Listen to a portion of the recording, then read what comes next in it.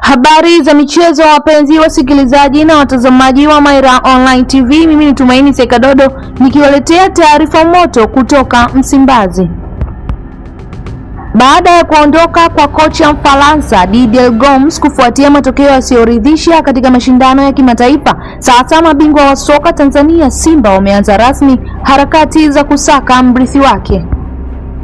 Katika rundo la CV ambazo Simba imezipokea kwa ajili ya nafasi ya kocha mkuu wa timu hiyo, kuna majina ya makocha kadha waliowahi kuifundisha Yanga. Simba sasa inasaka mrithi wa Mfaransa Didier Gomes aliyetangaza kujiuzuru klabuni hapo baada ya matokeo mabaya kwenye ligi ya mabingwa Afrika. Baadhi ya makocha waliowahi kuifundisha Yanga wanayotajwa zaidi ni Mholanzi Hans Valdeli Pruijm, Mserbia Zlatko Klimpotic na Mserbia Kostadin Papic.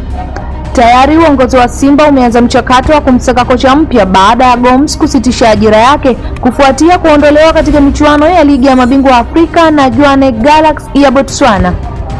Simba inasaka kocha mpya lakini ambaye atakuwa na leseni ya daraja A la shirikisho la soka Afrika CAF au ile ya daraja A la shirikisho la soka Ulaya UEFA Pro, ambayo Gomes hakuwa nayo, hali iliondoa sifa yake ya kukaa kwenye benchi katika michuano ya ligi ya mabingwa Afrika inayosimamiwa na CAF. Chanzo chetu kutoka Simba kimesema hadi sasa kuna CV nyingi za makocha wakiwemo waliofundisha Yanga. Pia kuna makocha wakubwa Afrika kutoka katika baadhi ya timu ambazo zimetinga hatua ya makundi ya ligi ya mabingwa Afrika. Kweli mchakato wa kumpata kocha mpya umeshaanza na sasa tuna CV nyingi sana mezani kwetu, ila kubwa tunaendelea kuangalia ni vigezo vipi tutatumia kumpata aliye bora zaidi, kwani ni wazi kuwa kila mmoja wetu anafahamu kuwa Simba inahitaji kocha mkubwa mwenye uzoefu wa soka la nje na ndani, chanzo hiko kilisema. Mmoja wa wajumbe ya bodi ya mkurugenzi Simba, Mulamu Ng'ambe, ambaye alisema ni kweli hadi sasa baada ya ulimwengu kujua kuwa tumeachana na kocha wetu Gomes, kuna maombi mengi sana yapo, ila hatujaanza kupitia CV moja baada ya nyingine. Kama ilivyo kawaida ya makocha, kila wakisikia suala la nani kaondoka huwa wanaomba sana kazi, hata waliopo kwenye ajira zao muda huu. Kubwa inatakiwa ujue kwamba waliowasilisha CV kwetu hadi sasa wapo makocha wakubwa na wengine tayari wameshafuzu hatua ya makundi ya ligi ya mabingwa Afrika. Hivyo utagundua kuwa Simba inahitajika na makocha wengi sana. Mbali na hivyo, kuna CV hadi za makocha waliowahi kweli kuzinoa Yanga na timu za taifa ya hapa Afrika na kwingine Ulaya. Hivyo bado tunaangalia ni lini tutakaana kupitia CV moja baada ya nyingine.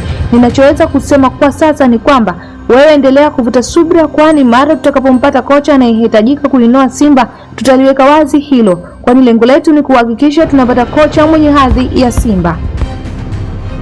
Wakati mchakato wa kumpata kocha mkuu mpya ukiendelea, macho na masikio ya mashabiki wa soka nchini yameelekea Msimbazi wakisubiri uamuzi rasmi wa uongozi. Je, Simba itafanya maamuzi ya kushangaza kwa kumchagua mmoja wa waliowahi kuwa upande wa pili wa jiji au italeta sura mpya kabisa? Kwa taarifa zaidi, uchambuzi wa kina kuhusu sakata hili, endelea kufuatilia Maira Online TV. Mimi ni Tumaini Sekadodo. Usisahau kusubscribe, kulike, kushare na kucomment ili uwe wa kwanza kupata habari moto za michezo za matukio mbalimbali.